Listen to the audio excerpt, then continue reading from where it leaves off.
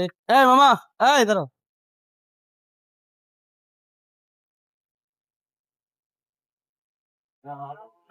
আসসালামু আলাইকুম, সবাই কেমন আছেন? আশা করি ভালো আছেন। তো আজকে আমি যে একটি জায়গায় যাবো সেটা হচ্ছে মার্কাজুল হুদা আল ইসলামিয়া মাদ্রাসা। ওই জায়গায় হাফেজ ছাত্রদের পাগড়ি বিতরণ এবং ইসলামিক আলোচনা হবে।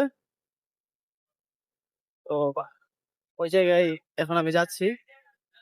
মাদ্রাসাটা বেশি দূরে নয়, 4 নং গেট থেকে কিছু সামনে, বেশিক্ষণ লাগবে না। আমি রিক্সা দিয়ে আসছি।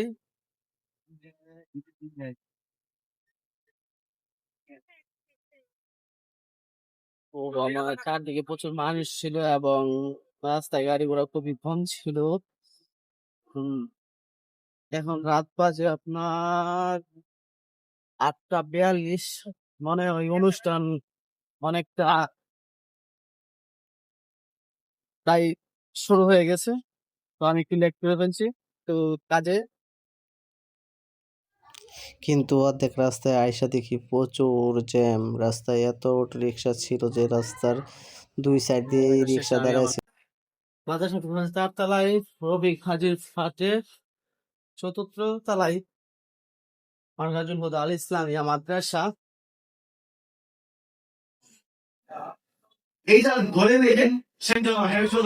তো ফাইনালি আমি চলে আসলাম মাদ্রাসায়, কিন্তু মাদ্রাসায় আইসা দেখি অনুষ্ঠান শুরু হয়ে গেছে।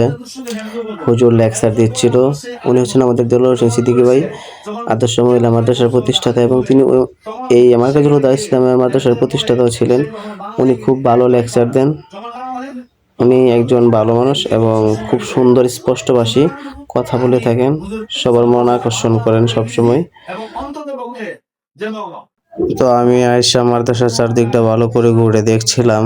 মাদ্রাসার চারদিকের পরিবেশ সবাই খুবই আনন্দমুখর ছিল। এটা হচ্ছে আমার পরিচিত, এদের হচ্ছে মাসুম, যাদের কারণে আজকের এই অনুষ্ঠানটা আয়োজন করা হয়েছে, এবং কিছু খাবার দাবারের ব্যবস্থা করা হয়েছিল। সকল ছাত্ররা মেহনতের মাধ্যমে খাবার সবার জন্য পরিবেশন করছেন।